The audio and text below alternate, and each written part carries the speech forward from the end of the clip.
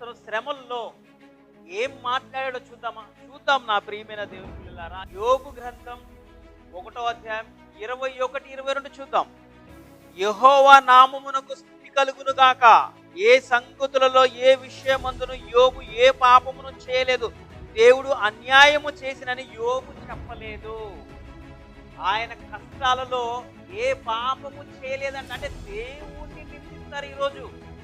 ఈరోజు మనిషి శ్రమ అనుభవిస్తే ఎక్కడికి వెళ్ళిపోతాడు? అతని ఆలోచన ఎక్కడికి వెళ్ళిపోయింది? దేవునిపై వెళ్ళిపోతే, ప్రభువా మాకేంటి పరిస్థితి, దేవా మాకేంటి పరిస్థితి అని దేవునిపై వెళ్ళిపోతారు.